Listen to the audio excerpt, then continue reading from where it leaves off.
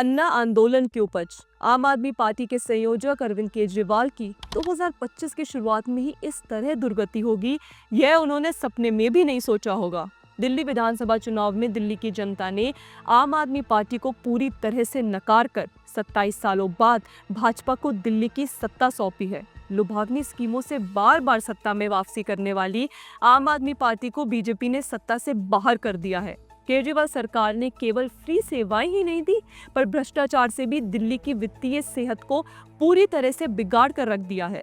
दिल्ली पर लगातार बढ़ रहे कर्ज के बीच अगले सीएम के सामने मुफ्त बिजली, पानी जारी रखने के अलावा और भी कई बड़ी चुनौतियां होंगी। ये बात दिल्ली की जनता बखूबी जानती है कि केजरीवाल सरकार के बार बार सत्ता में आने के पीछे उसकी फ्री स्कीमों का बड़ा हाथ रहा है, जिसके जरिए कभी पानी, कभी फ्री बिजली, तो कभी महिलाओं के लिए फ्री बस सर्विस स्कीम की घोषणा कर दी, बिना ये गुड़ा भाग किए कि इसका दिल्ली सरकार के खजाने पर क्या असर होगा। खुद केजरीवाल ने कभी कहा था कि मैं फाइनेंस का जादूगर हूँ, मुझे पता है कि पैसे कहाँ से लाने हैं। लेकिन असलियत केजरीवाल जी समझ ही नहीं पाए। दिल्ली जैसा फ्री मॉडल देश के किसी राज्य में नहीं दिखता है, लेकिन इसकी कीमत दिल्ली ने चुकाई है। न केवल फ्री की इस संस्कृति ने, बल्कि भ्रष्टाचार ने जनता के खर्चों को बढ़ाया और आमदनी को कम किया।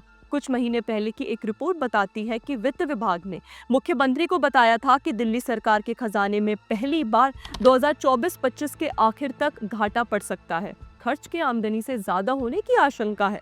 इसका मतलब यह है कि केजरीवाल की आम आदमी पार्टी को दिल्ली जिस मजबूत आर्थिक स्थिति में मिली थी, पार्टी उसे कमजोर छोड़कर दिल्ली की सत्ता से विदा ले रही है, जिसका बोझ अब सीधे सीधे दिल्ली की नई सरकार यानी भाजपा पर पड़ेगा। आपको याद होगा, दिल्ली में होने वाले विधानसभा चुनाव से ठीक पहले राज्य सरकार ने चालू वित्त वर्ष 2024-25 के लिए अपने खर्च को पूरा करने के लिए 10,000 करोड़ रुपए उधार मांगे थे। इस राशि की मांग के पीछे कारण बताया जा रहा था कि चुनाव प्रचार शुरू होने से पहले ही आपने कहा था कि उनकी सरकार बिजली, पानी, महिलाओं के लिए फ्री बस, बुजुर्ग तीर्थ यात्रा जैसी मुफ्त सेवाएं जारी रखेगी।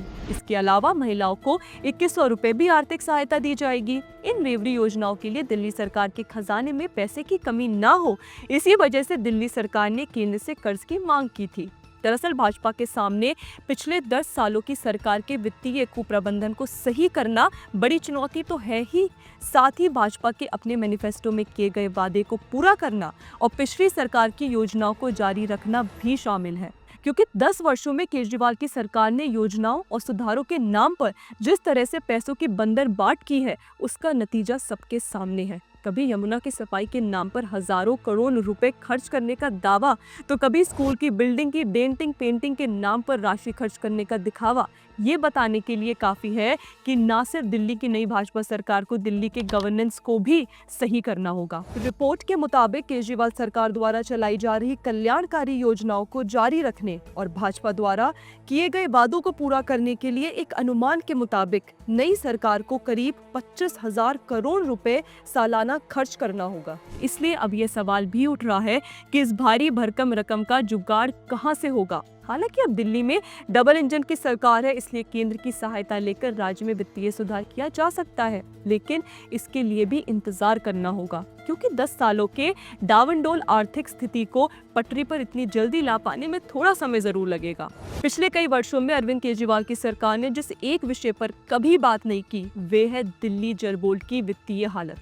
कभी केजरीवाल सरकार यह क्लेम करती थी कि दिल्ली जल बोर्ड एक प्रॉफिट वाली संस्था थी। वर्ष 2017 में जब तक कपिल मिश्रा दिल्ली जल बोर्ड के सर्वेसर्वा थे, तब तक ऐसा दावा किया जाता था कि जल बोर्ड प्रॉफिट में जा रहा है। उसके बाद अब जल बोर्ड की वित्तीय हालत को लेकर जो दावे किए जा रहे हैं, उनके अनुसार दिल्ली जल बोर्ड पर लगभग 70,000 करोड़ रुपए का कर्ज है।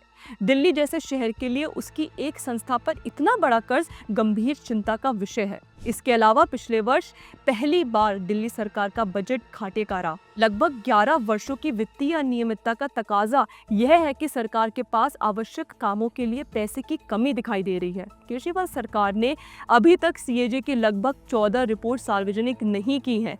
इन रिपोर्ट्स में किस स्तर की अनियमितता की बात की गई है, वह तो रिपोर्ट के सार्वजनिक होने के बाद ही पता चलेगा। पर इतना तय है कि आगामी सरकार के सामने वित्तीय समस्याओं के समाधान को खोजने की बड़ी चुनौती है। देखना यह होगा कि भाजपा सरकार इससे कैसे पार कर पाती है।